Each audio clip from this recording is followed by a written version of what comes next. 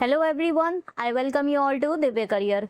Students, आज हम लोग स्टार्ट करेंगे BFM module A unit 3 which is correspondent banking and NRI accounts. So this is the part 1 of unit 3 जहां पर हम लोग करस्पॉन्डेंट बैंकिंग का पार्ट कंप्लीट करेंगे और पार्ट 2 में we will cover the NRI accounts. So session start करने से पहले चैनल को जरूर से सब्सक्राइब कर दीजिए, बेल आइकन प्रेस कर दीजिए to get the timely notification of all the videos. And for all the CIB related updates, join our Telegram group. I have shared the link in the description box. तो चलिए फिर start करते हैं हम लोग आज के सेशन के साथ। तो जैसे आज का हमारा टॉपिक है that is based on the correspondent banking. अब करस्पॉन्डेंट बैंकिंग क्या होती है? ये एक तरीके का फाइनेंशियल अरेंजमेंट होती है जहां पर जो आपका इंटरनेशनल बैंक है वो वर्क करता है as an agent. Agent to whom? He act as an agent to a domestic bank. मान लीजिए आपका डोमेस्टिक बैंक इंडिया के इस कॉन्टेक्स्ट में ही बात करेंगे। सो मान लीजिए एसबीआई है। अब एसबीआई का एक कस्टमर है जो मान लीजिए चलिए इंपोर्टर है जिसने कुछ सामान खरीदा फ्रॉम द यूएस। अब यूएस में जो एक्सपोर्टर बैठा है उसका अकाउंट है किसी एक बैंक में, मान लीजिए ए बैंक में, बट जो एसबीआई है उसका कोई भी अकाउंटिंग रिलेशनशिप इस ए बैंक के साथ नहीं है। तो वो क्या करेगा? वो एक ऐसा इंटरनेशनल बैंक जो कि करस्पॉन्डेंट बैंक का इस केस में काम करेगा, इसका एज एन एजेंट काम करेगा, जो हम लोग अज्यूम करते हैं बैंक बी है जिसका टोटल रिलेशनशिप है with the major banks in the US.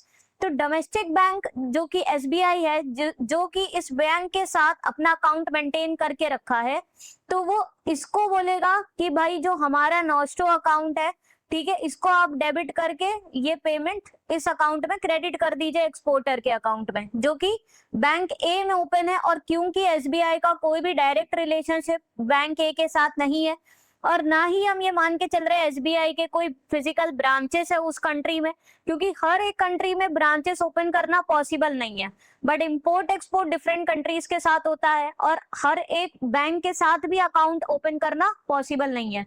सो अब जो भी बैंक्स है, डोमेस्टिक बैंक्स है, मान लीजिए एसबीआई है, बीओबी है, पीएनबी है, तो वो मेजर बैंक्स के साथ अपने अकाउंट्स ओपन कर लेती है। ओके, जैसे मान लीजिए सिटी बैंक है, जेपी मॉर्गन बैंक है, ओके, डच बैंक है, जो कि मेजर बैंक्स है जो कि डिफरेंट टाइप के आपके जो कंट्रीज है वहां पे ये पेमेंट सिस्टम पे काम करती है। ओके, पेमेंट्स में हेल्प करती है। तो इसी को करस्पॉन्डेंट बैंकिंग सर्विसेज कहते हैं, जो कि जहां पर एक इंटरनेशनल बैंक एक तरीके से एजेंट का काम करती है डोमेस्टिक बैंक के लिए और उनको हेल्प करती है फंड ट्रांसफर्स के लिए, फॉरेन एक्सचेंज, आपको करेंसीज वगैरह अगर आपको कन्वर्ट करनी है, ओके, फिर ट्रांसफर करना है, वायर ट्रांसफर्स करना है, तो इस टाइप की सारी क्रॉस बॉर्डर सर्विसेज प्रोवाइड करती है डोमेस्टिक बैंक्स को जिनकी फिजिकल ब्रांचेस नहीं है और ना ही उन बैंक्स के साथ डायरेक्ट रिलेशनशिप है in the form of accounts. So the term correspondent bank refers to financial institution which provide services across the globe to the banks who have the presence in the host countries। तो ये क्या definition हुई? Host country हम इसमें मान के चल रहे हैं, मान लीजिए यूएस।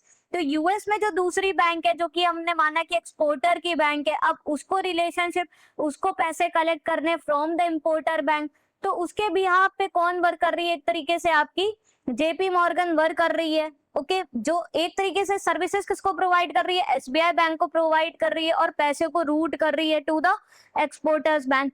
तो इस तरीके से correspondent banks cross border services में हेल्प करती है, they act as an agent to the banks. Bank gets an access to the foreign markets and serve their international clients to the correspondent banks without having to open their own branches abroad। अब physical branches abroad में open करना हर जगह possible नहीं है। It involves lot of cost and also results in lot of regulatory measures. ठीक है, काफी सारी चीजें इसमें चाहिए रहती है, काफी हैवी इंफ्रास्ट्रक्चर पे आपका कॉस्ट, टाइम, सभी चीज लगती है, तो आप हर जगह ब्रांचेस ओपन नहीं कर सकते, बट फिर भी आप बैंकिंग ट्रांजेक्शन्स कर पाते हो due to the presence of correspondent banks. While the bank in the foreign country is the correspondent bank in the home country for which the correspondent bank is acting as an agent is known as respondent bank। तो ये जो example दिया जहाँ पे जो SBI से पैसा हमें भेजना था जो कि इंडिया में है, आपको बैंक ए में भेजना था जो यूएस में है, ओके, तो उसके साथ डायरेक्ट रिलेशन नहीं था, तो हमने क्या किया, बैंक बी में भेज दिया जो कि as a correspondent bank work कर रही थी। ठीक है। और रिस्पोंडेंट बैंक कौन हो गई इस केस में? एसबीआई हो गई। ओके, जिसके लिए वो करस्पॉन्डेंट बैंक एक एजेंट का काम कर रही है और उसको हेल्प कर रही है इस क्रॉस बॉर्डर सर्विसेज में। Correspondent bank conduct business transactions, accept the deposits, collect the documents on the behalf of other host country banks for whom they are offering such services. अब कई तरीके की सर्विसेज जो है ये करस्पॉन्डेंट बैंक्स प्रोवाइड करती है। क्रॉस बॉर्डर पेमेंट्स में हेल्प करती है, ट्रेड फाइनेंस में हेल्प करती है, एलसीज वगैरह इशू करती है, एडवाइस करती है, कंफर्म करती है। सो लेटर्स ऑफ क्रेडिट रिलेटेड ये सारे हेल्प करती है, डॉक्यूमेंट्री कलेक्शंस वगैरह।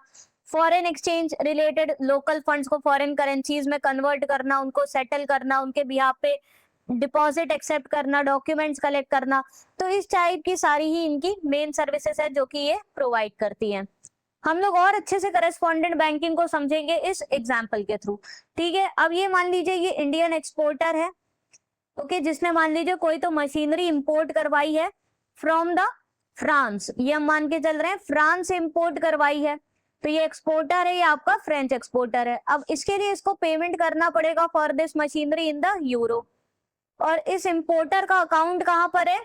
एसबीआई में है, स्टेट बैंक ऑफ इंडिया में, यहाँ पर एसबीआई में इसका अकाउंट है। अब ये जो फ्रेंच एक्सपोर्टर है इसका अकाउंट कहां पर है? इसका अकाउंट है बीएनबी परिबा में, यहाँ पर अकाउंट है एक्सपोर्टर का। बट ये जो इंपोर्टर है जिसका एसबीआई में अकाउंट है, इसका कोई डायरेक्ट अकाउंट रिलेशनशिप इस बीएनबी परिबा के साथ नहीं है। अब ये क्योंकि इंपोर्टर ने मशीनरी इंपोर्ट करवाई है, इसके अगेंस्ट इसको 50,000 यूरो पेमेंट करना है इस एक्सपोर्टर को, जिसका अकाउंट बीएनबी परिबा में है।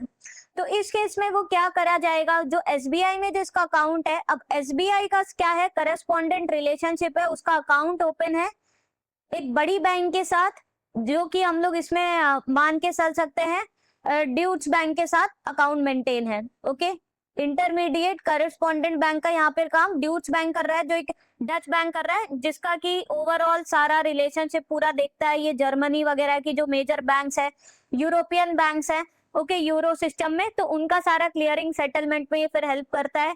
ओके, इसका यहाँ पर अकाउंट्स वगैरह सब मेंटेन है, बड़ी बैंक है ये जर्मनी में। तो एसबीआई का क्या है? नॉस्टो अकाउंट मेंटेन है विद दिस ड्यूस बैंक। तो अब इस केस में क्या किया जाएगा?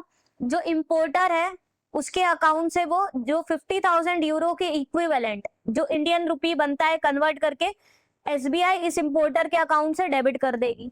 ठीक है, साथ में स्विफ्ट पेमेंट मैसेज इस ड्यूस बैंक को भेजेगी कि आप जो मेरा नॉस्टो अकाउंट आपके पास मेंटेन है 50,000 यूरो के, इतना आप ट्रांजेक्शन को एग्जीक्यूट कर दीजिए, और इसका पेमेंट आपको कहाँ पे करना रहेगा? ये बीएनबी परिबा में करना है। सो ड्यूस बैंक चेक करेगी जो एसबीआई के नॉस्टो अकाउंट में उतना सफिशिएंट बैलेंस है कि नहीं। सफिशिएंट बैलेंस है तो यहाँ पर जो यूरो सिस्टम है वहां पर जो पेमेंट सिस्टम यूज होता है, अभी हम पढ़ेंगे, उसको टारगेट 2 कहते हैं। तो इस टारगेट 2 पेमेंट सिस्टम के थ्रू ये पूरा क्लियरिंग सेटलमेंट किया जाएगा, और फाइनली ये पैसा एसबीआई से होते हुए एसबीआई के जो नॉस्टो अकाउंट मेंटेन था ड्यूस बैंक में, ओके, उससे वो पैसा सेटलमेंट क्लियरिंग हो जाएगा और आपके बीएनबी परिबा फ्रांस में पहुंच जाएगा, जहां पर एक्सपोर्टर का अकाउंट मेंटेन है, और वह एक्सपोर्टर के अकाउंट को क्रेडिट मिल जाएगा। तो इस तरीके से ये पूरा आपका इंटरनेशनल ट्रांजैक्शन वर्क करता है, जहां पर जरूरी नहीं है कि एसबीआई का डायरेक्ट अकाउंट बेस्ड रिलेशन हो ही एक्सपोर्टर के साथ, एक्सपोर्टर के बैंक्स में, या फिर कोई तरीके के फिजिकल ब्रांचेस प्रेजेंट हो कि वो डायरेक्ट सेटलमेंट वगैरह में फंक्शन कर सकते हैं। अगर एसबीआई के यहाँ पे डायरेक्ट ब्रांचेस होती तो एसबीआई को ये करस्पॉन्डेंट ड्यूस बैंक की जरूरत नहीं पड़ती। अगर एसबीआई की डायरेक्ट ब्रांच होती, हम मान के चलते हैं अगर फ्रांस में, ठीक है, यहाँ पे हम मान के चल रहे नहीं है, फिजिकल ब्रांच होती, तब तो वो फिजिकल ब्रांच जो एसबीआई की है वो ही पैसा पहुंचा देती इस बीएनबी परिबा में। बट यहाँ मान के चल रहे एसबीआई की ना तो फिजिकल ब्रांच है यहाँ पर फ्रांस में, और ना ही उसका अकाउंट ओपन है विद दिस स्पेसिफिक बैंक जो कि एक्सपोर्टर का बैंक है। बट एसबीआई का अकाउंट मेंटेन्ड एक बड़े बैंक के साथ उसी कंट्री में, जो कि ये सारे सेटलमेंट्स वगैरह को हैंडल कर सकता है, वो एक बड़ी बैंक है जैसे ड्यूस बैंक। वैसे यूएस में अब हर जगह तो अकाउंट ओपन नहीं कर सकती एसबीआई, तो वो बड़ी बैंक जैसे कि जेपी मॉर्गन चैस उसके साथ अपना अकाउंट ओपन कर लेगी, और फिर वो फर्दर इस टाइप के ट्रांजेक्शंस हैंडल करते हैं। ठीक है, तो इस तरीके से ये पूरा वर्कफ्लो फंक्शन करता है। इसी को मैंने थ्योरेटिकल फॉर्म में यहाँ मेंशन भी किया है, जिससे आप और अच्छे से समझेंगे। So let's understand the whole scenario. उसके बाद क्या है, आपको कभी भी कोई भी डाउट नहीं रह जाएगा related to the correspondent banking. So see, Indian importer needs to send euros to a supplier in France, but the Indian bank does not have a direct account with the exporter's bank in France. So here the transaction will rely on the multi-tiered correspondent banking network, where it will utilize intermediator, major international bank and eurozone clearing infrastructure. तो eurozone का target two clearing payment system को use किया जा रहा है और एक international bank को यूज किया जा रहा है, who will act as a correspondent bank. सो यहाँ पर जो इंडिया का इंपोर्टर बैंक है, जो कि स्टेट बैंक ऑफ इंडिया है, जहां पर इंडियन इंपोर्टर का अकाउंट है, तो उसको हम लोग क्या कहते हैं, इस टेक्निकल टर्म्स में हमने पढ़ा था, उसको हम लोग रिस्पोंडेंट बैंक कहते हैं. So SBI is acting as a respondent bank who is having no direct relationship with the French supplier bank. Now SBI is having the account maintained with the Dutch bank present in the Germany, who is going to act as a correspondent bank. So it is a major global bank which hold the account across Europe and maintains Euro Nostro relationship with SBI. तो SBI का इसके साथ अपना Nostro account maintain कर रही है. Okay, तो इसीलिए इस बैंक को यूज किया जाएगा, जो कि मेजर ग्लोबल बैंक है. और जो फ्रांस में जो एक्सपोर्टर का बैंक है वो कौन सा है, यहाँ पे इस एग्जांपल में बीएनबी परिबा है. Okay, which is the beneficiary bank where the French supplier is holding their business account. तो अब ये पूरा फंक्शन किस तरीके से करेगा. फर्स्ट स्टेप में SBI has to maintain the euro denominated nostro account with the Deutsche bank in the Frankfurt. Okay, जो मतलब किसी तो बैंक में एसबीआई का अकाउंट होना ही चाहिए, नॉस्टो अकाउंट. तो यहाँ पर जो करस्पॉन्डेंट बैंक का काम कर रहा है, वहां पर एसबीआई यूरो में अपना नॉस्टो अकाउंट को मेंटेन कर रही है. Now this Dutch bank is an European institution has a direct access to this target two payment system. अब ये जो T2 है, ये यूरो जोन का पेमेंट सिस्टम है. तो ये क्योंकि यूरोपियन इंस्टीट्यूशन है, तो ये इस पेमेंट सिस्टम में फंक्शन कर सकती है. एसबीआई डायरेक्ट नहीं फंक्शन कर सकता, उसकी कोई फिजिकल ब्रांच नहीं है क्योंकि यूरोपियन में यहाँ पे. So it is a Euro system, RTGS system, which is used to settle the Euro transactions across the France and the rest of Eurozone. So ये एक RTGS के जैसे वर्क करता है, जैसे हमारे यहाँ इंडिया में real time gross settlement system पे जैसे ऑपरेशन होता है, उसी तरीके से ये यूरो सिस्टम का RTGS सिस्टम है, जो कि यूरोप में ट्रांजेक्शन्स को सेटल करता है. नेक्स्ट स्टेप क्या होगा, instruction and currency conversion. So Indian importer will finalise 50,000 euro purchase with the French supplier, and the importer will instruct the SBI to send this 50,000 euro to the French supplier account at the PNB Paribas. तो Indian importer ने क्या किया, उसके साथ हाँ deal कर ली supplier के साथ, हाँ 50,000 यूरो की मशीनरी इंपोर्ट करेंगे, इतना उस अपने अकाउंट में वो इंडियन रुपी में मेंटेन करेगा और अपने इंपोर्टर एसबीआई को इंस्ट्रक्शन दे देगा कि भाई हमारे अकाउंट से डेबिट करके ये पैसा 50,000 यूरो आप बीएनबी परिवार तक पहुंचा दीजिए. Now SBI would calculate the equivalent amount in Indian rupee and would debit the importer local Indian account and prepare to execute the transfer. तो इसी के 50,000 यूरो के इक्विवेलेंट जो भी इंडियन रुपी बना कन्वर्ट करके, ओके, जो भी एक्सचेंज रेट चल रहा होगा उतना वो उसके अकाउंट से, इंपोर्टर के अकाउंट से एसबीआई डेबिट कर देगा. Now it will utilize the correspondent chain, send the SWIFT message. Now the SBI send the secured SWIFT message to the dues bank. The message would instruct the dues bank, please debit our Euro Nostro account with you by 50,000 euro and credit it with the French supplier account at the PNB Paribas in France. तो ये message कौन भेज रहा है, SBI Swift message, जो कि एक messaging system है, उसके थ्रू ड्यूस बैंक को ये मैसेज भेज रहा है कि जो हमारा नॉस्टो अकाउंट मेंटेन है आपके पास, उसमें से 50,000 यूरो डिडक्ट कर दीजिए और पीएनबी परिबा बैंक में क्रेडिट कर दीजिए. Last step, clearing and settlement that will happen in the Europe. So dues bank will receive the SBI instruction, verify the SBI has at least 50,000 euro in the Euro Nostro account and it would process the request. तो dues bank आगे पैसे भेजने से पहले check करेगा कि भाई इतना सफिशिएंट बैलेंस है कि नहीं एसबीआई के नॉस्टो अकाउंट में, तो उतना होगा तो ही तो उसको आगे ट्रांसफर करेगा, तो उसको वो वेरीफाई करता है. और फिर जो T2 सिस्टम है, टारगेट सिस्टम है, जो कि आपका पेमेंट सिस्टम है यूरोजोन में, so it will use this T2 system to transfer the 50,000 euro from its own reserve to the PNB Paribas in France. PNB Paribas will receive the funds through this target payment system, identify the French supplier as the beneficiary and credit this 50,000 euro in the supplier commercial account. तो PNB Paribas को payment आ गया ड्यूस bank से, okay, वो देखेगी कौन सा beneficiary का account है, उसके अकाउंट को वेरीफाई करेगी और उसमें अकाउंट अमाउंट को क्रेडिट कर देगी. सो इस तरीके से ये पूरा करस्पॉन्डेंट बैंक का यूज किया जाता है in the international banking transaction, जहां पे हर बार सेंट्रल बैंक का यानी कि रिस्पोंडेंट बैंक का अकाउंट प्रेजेंट होना या फिर फिजिकल ब्रांच प्रेजेंट होना जरूरी नहीं है उस कंट्री में जो कि एक्सपोर्टर की कंट्री है, ठीक है, तो रिसिपेंट की कंट्री है, तो वहां पर करस्पॉन्डेंट बैंक जो कि एक तरीके से एजेंट का काम करता है, ओके, उसके थ्रू इनका अकाउंट रिलेशनशिप रहता है और फिर वो इस तरीके की सर्विसेज प्रोवाइड करती है। Next we will talk about the nostro account, वर्स्टो अकाउंट, लॉरो अकाउंट। अभी हम आपको एग्जांपल समझा रहे थे तो इस टर्म्स का भी यूज कर रहे थे नॉस्टो अकाउंट का, तो इन टर्म्स को समझना बहुत जरूरी है। अब नॉस्टो अकाउंट क्या है, जैसे हमने एग्जांपल में समझा, नॉस्टो अकाउंट जो एसबीआई ने आपका दूसरे बैंक में, यहाँ पर क्या था, यहाँ पर उसने यहाँ पर जो हमने एग्जांपल लिया था, यहाँ ड्यूस बैंक में उसका नॉस्टो अकाउंट मेंटेन था एसबीआई का। तो नॉस्टो अकाउंट क्या होता है, जो कि जो आपका होम कंट्री की जो बैंक है यानी कि एसबीआई जहां पर आप रह रहे हो, तो डोमेस्टिक कंट्री की जो डोमेस्टिक बैंक है वो जो फॉरेन करेंसी अकाउंट मेंटेन करती है फॉरेन कंट्री में विद द फॉरेन बैंक, उस वो नॉस्टो अकाउंट रिफ्लेक्ट होता है हमारे बैंक की बुक्स में। तो जो SBI foreign currency account maintain कर रही है, okay, with the bank in the host country, that would be reflected as a nosto account in the books of SBI Mumbai maintaining US dollar account in the Citibank in New York। इस example में क्या दिया है, ये home country है India, home country की Indian bank भाई SBI bank है। एसबीआई बैंक में जो यूएस डॉलर में फॉरेन करेंसी में जो उसका अकाउंट मेंटेन है सिटी बैंक के साथ विच is present in New York, that account would be reflected as a nosto account in the books which is maintained by SBI। next is the vosto account। अब actual में यही जो नोस्टो account SBI ने अपनी books में show हो रहा है, ये सिटी बैंक के लिए क्या हो जाएगा, वोस्टो अकाउंट हो जाएगा।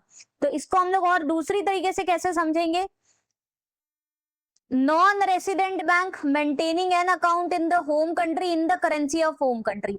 तो अगर मान लीजिए अगर सिटी बैंक ने या फिर अमेरिकन एक्सप्रेस बैंक किस एग्जांपल में है, कोई भी फॉरेन कंट्री के जो बैंक है वो हमारी कंट्री में हमारे बैंक के साथ हमारी करेंसी में अकाउंट को मेंटेन करती है, सो वो उनका अकाउंट हमारी बैंक की बुक्स में वोस्टो अकाउंट रिफ्लेक्ट होगा।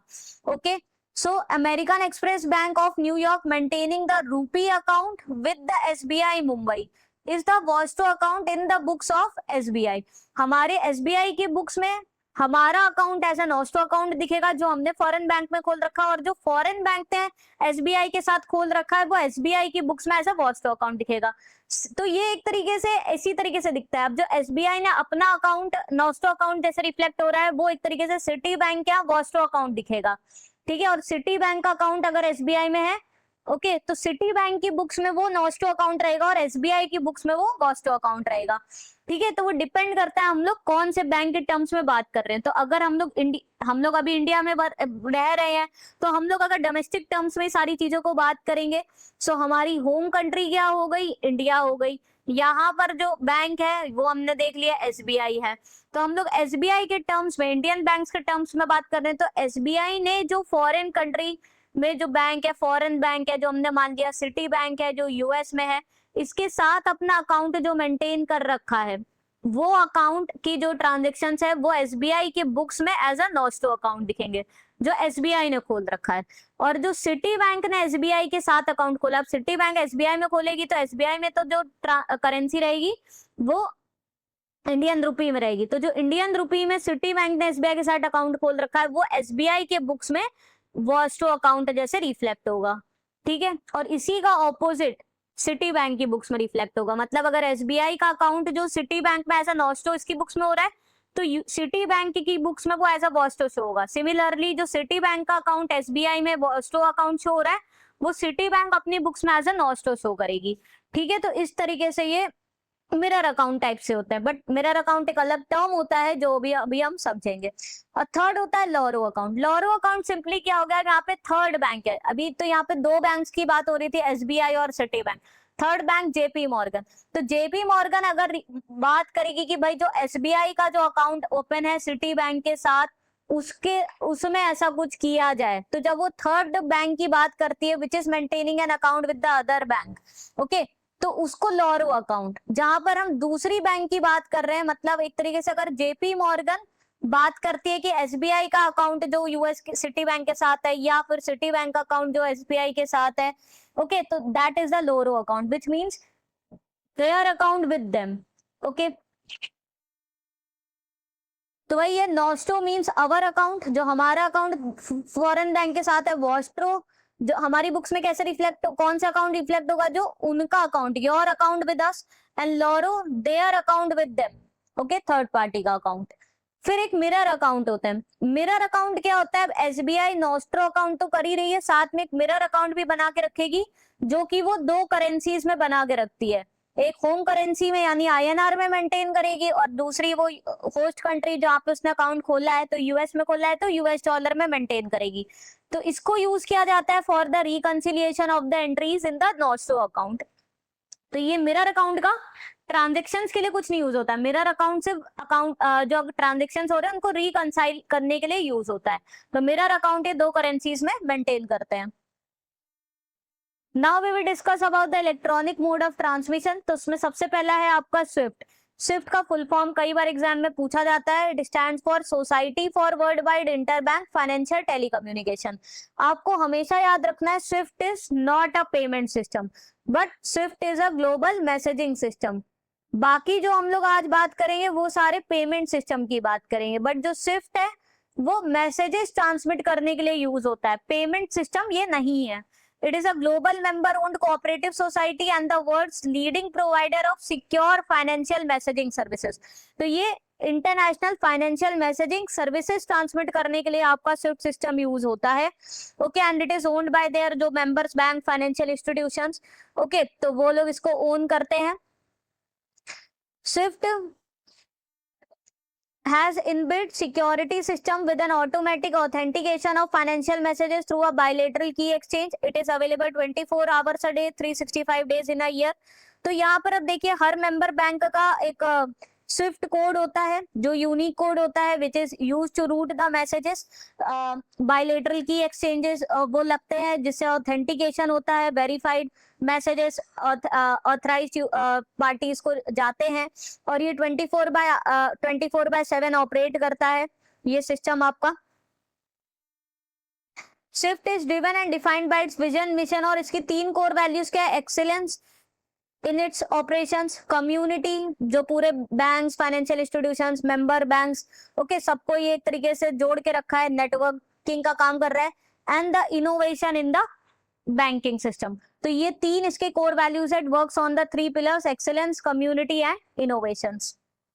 Swift has introduced a system of authentication of messages between banks, where banks are required to have an authentication key exchange between themselves through a set format by the use of relationship management application called the Swift BIC और the bank identifier code। तो इसमें देखिए Swift code लगता है, जैसे मैंने बताया banks का जब भी वो इस तरीके के स्विफ्ट के थ्रू ट्रांसफर करते हैं मैसेजेस को, स्विफ्ट कोड या बीआईसी कोड, जो कि आपका 8 से लेकर 11 कैरेक्टर कोड होता है, which is mainly use to identify banks and branches. कौन से बैंक्स और ब्रांचेस ट्रांसमिट कर रहे हैं मैसेजेस को, ओके।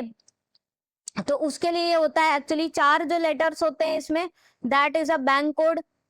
नेक्स्ट 2 जो लेटर्स होते हैं that represents the country code. Next 2 होते हैं विच रिप्रेजेंट्स द सिटी और the region of the bank office, तो the specific location code, and last 3 represents the branch code, okay. तो इस तरीके से ये कोड स्ट्रक्चर होता है which is use to identify the banks and branches who are involve during these money transfers. Next अब हम लोग बात करेंगे that is about the payment system. SWIFT जो है वो आपका ग्लोबल मैसेजिंग सिस्टम है जो फाइनेंशियल मैसेजेस सिक्योरली ट्रांसमिट करता है बिटवीन द बैंक्स। चिप्स जो है वो पेमेंट सिस्टम है which is used in the US, okay, जो कि यूएस में यूज होता है। इसका फुल फॉर्म है clearing house inter bank payment system which is a major payment system use in the US. It is a fully automated computer based messaging, और ये work किस पे करता है, नेट सेटलमेंट पेमेंट सिस्टम पे work करता है, जहां पूरा दिन पे जो भी आपका पेमेंट रिसीव होता है बिटवीन द डिफरेंट बैंक्स, आखिरी में क्या होता है, नेटिंग होती है ट्रांजेक्शन्स की। जैसे इंडिया में भी आपके 2 हैं, एक एनईएफटी है, एक आरटीजीएस है। तो इंडिया में जो एनईएफटी है वहां पे आपका वो वर्क करता है ऑन द नेट सेटलमेंट, जहाँ पे जो डिफरेंस अमाउंट होता है that is at the end of the day debit और credited to the accounts of the bank. और जो आरटीजीएस है आपका, ये दो पेमेंट सिस्टम है जो इंडिया में यूज होता है। आरटीजीएस आपका ग्रॉस सेटलमेंट पे फंक्शन करता है, जहां one on one fund transfer होता है, देयर इज नो नेटिंग और बंचिंग ऑफ ट्रांजेक्शंस। तो चिप्स जो होता है वहां पर नेट सेटलमेंट होता है, जो कि एनईएफटी में इंडिया में होता है। Okay, and it is used by the major banks for the settlement of large part of US dollar payments in USA. तो यूएसए में ये यूज होता है, क्लियरिंग सेटलमेंट सिस्टम है, ये पेमेंट सिस्टम है। नेक्स्ट है Fedwire. Fedwire is a US payment again system which is operated by federal reserve bank, operated all over the US state, handling majority of domestic payment. तो ये larger volume of transaction handle करता है US में in comparison to the CHIPS. और जो Fedwire है it works on the gross settlement basis, ठीक है, जो जिस पे आरटीजीएस ऑपरेट करता है इंडिया में। आपको याद रखना है CHIPS is working on the net settlement but Fedwire is operating on the gross settlement basis. तो इस पे भी क्वेश्चंस आते हैं, वो आपको याद रखना है कौन सा नेट पे वर्क करता है, कौन ग्रॉस पे, जहां पे इमीडिएट प्रोसेसिंग एंड सेटलमेंट होता है upon the receipt. All the US bank maintain the account with the Federal Reserve Bank and they are allotted ABA number to identify the sender and receiver of the payment. तो यहाँ पर ABA number issue किया जाता है जिससे कि कौन payment transfer और सेंडर और रिसीवर कौन है उनको आइडेंटिफाई किया जा सके और इस तरीके से फिर पेमेंट प्रोसेसिंग की जा सके। नेक्स्ट है आपका चैप्स। चैप्स का फुल फॉर्म है clearing house automated payment system, जो कि आपका ब्रिटिश पेमेंट सिस्टम है, okay, which is used in the London, handling the receipts and payment in London and it is equivalent to chips. So ये भी आपका net payment settlement system पे work करता है। तो आपको याद रखना है जो आपका चिप्स और चैप्स है ये दोनों आपका नेट सेटलमेंट सिस्टम पे वर्क करते हैं, और जो आपका फेड वायर है और दूसरा भी हम यूरोपियन का पढ़ने जा रहे हैं दैट इज टारगेट, ये दोनों आपके ग्रॉस सेटलमेंट सिस्टम पे वर्क करते हैं, ओके, जहां पे one at a time transaction process और सेटल होता है। और यहाँ पर क्या होता है, पूरे दिन में ट्रांजेक्शंस हो जाते हैं, फिर जो आपका बैलेंस अमाउंट होता है वो डेबिट या क्रेडिट किया जाता है एक बैंक में। टारगेट क्या होता है, इसका फुल फॉर्म है trans European automated real time gross settlement express transfer system. तो ये इसका फुल फॉर्म याद रखिएगा, it is trans European automated और फिर वो RTGS real time gross settlement express transfer system. So it is a euro payment system which is used to settle the euro operations involving euro system, जहाँ पे European central bank आ गई और जो different European countries की जो उनके respective central banks हैं उनके बीच में अब जो भी ऑपरेशंस हो रहे हैं, ट्रांजेक्शंस हो रहे हैं, उनको सेटलमेंट के लिए ये पेमेंट सिस्टम यूज किया जाता है, which is the target system. It also works on the RTGS, okay. So चलिए स्टूडेंट्स, इस पर बेस हम लोग क्वेश्चंस डिस्कस कर लेते हैं, हमने जो भी पढ़ा। फर्स्ट है what is the primary role of a correspondent bank. Option है to provide a direct retail banking services to the individual customers in the foreign countries without local branches. Option B to provide service globally to the bank that have a presence in the host country allowing them to access foreign markets. Option C to exclusively regulate international monetary policy for the central banks. Option D to act as a domestic clearing house for the local currency transactions. So domestic clearing house का तो काम करेगा नहीं for the local क्लियरेंसी। अगर भाई India में ही अगर हमें आईएनआर में कुछ करेंसी ट्रांजेक्शंस वगैरह करने हैं उसके लिए आपका सीसीआईएन है जो कि ये आपका हेल्प करता है इन clearing transactions, okay, clearing corporation of India limited है, ठीक है। तो उसके लिए हम फॉरेन कंट्री के करस्पॉन्डेंट बैंक को तो यूज करेंगे नहीं, ठीक है। साथ में ये डायरेक्ट रिटेल बैंकिंग सर्विसेज के लिए भी यूज नहीं होता है कि वहां पे इंडिविजुअल कस्टमर को कुछ पेमेंट करना और डिपॉजिट करना, उसके लिए मेनली यूज नहीं होता है। So it is used to provide services globally to the banks who are having the presence in their host countries so that they could have an access to the foreign markets. जो अब हमने देखा जैसे कि जो exporter bank थी, अब वो क्या है, डिफरेंट क्लाइंट्स को अपने सर्व कर पा रही है, अपने कस्टमर क्लाइंट्स को उनके बेसिस पर पेमेंट को कलेक्ट कर पा रही है, सेंड कर पा रही है। That is happening through the presence of an agent bank, correspondent bank. Option B is the right answer. Next है, in a correspondent banking relationship what is the home country bank for which the correspondent bank act as an agent called. Option है host bank, beneficiary bank, respondent bank, intermediary bank. So home country की bank जो कि correspondent bank की services ले रही है उसको हम लोग कहते हैं respondent bank. Option C is the right answer. Next है a bank in the home country maintains a foreign currency account with the bank in host country. What is this account known as in the books of home country bank? Options है vostro account, loro account, nostro account, mirror account. So अगर हमारी country की bank ने यानी कि SBI ने अगर US dollar में सिटी बैंक के साथ अकाउंट मेंटेन कर रखा है तो वो एसबीआई की बुक्स में as a nostro account reflect होगा. Option C is the right answer. और वो ही सिटी बैंक ने जो एसबीआई में इंडियन रूपी में अपना अकाउंट मेंटेन कर रखा है वो एसबीआई की बुक्स में एज वॉस्टो अकाउंट रिफ्लेक्ट होगा. Next in how many currencies is a mirror account maintained? Options have one currency, only the foreign currency. Option B, one currency, that is only the home currency. Option C, two currencies, that is one foreign currency and one home currency. Option D, three currencies, home currency, host currency and the global reference currency. So right answer है option C. जो mirror account है वो दो currencies में maintain करती है bank, foreign currency और home currency. और इस अकाउंट को यूज किया जाता है for the reconciliation of the transactions which are done. तो जो नॉस्टो अकाउंट में जो उसके ट्रांजेक्शंस है उनके रिकंसिलिएशन के लिए मिरर अकाउंट को यूज किया जाता है. नेक्स्ट है which electronic payment network is used as euro system real time gross settlement system to settle euro transactions across France and eurozone. So example के लिए फ्रांस बाकी किसी भी कंट्री के साथ कर सकते हैं which is present in the European region. Options है CHAPS, CHIPS, CHAPS, Fedwire, T2. So right answer है T2 जो हमने देखा था trans European real time gross settlement system है और ये भी आपका ग्रॉस सेटलमेंट बेसिस पे वर्क करता है. इसके तो फुल फॉर्म में ही ये चीज आ भी रही है. नेक्स्ट है what does the acronym SWIFT stand for? Option है society for world wide interbank financial telecommunications. Option B secure world wide interbank financial transfer system. Option C system for world wide international financial transactions. Option D society for wire and international financial telecommunications. So right answer है option A SWIFT का full form याद रखिएगा, stands for society for world wide interbank financial telecommunication.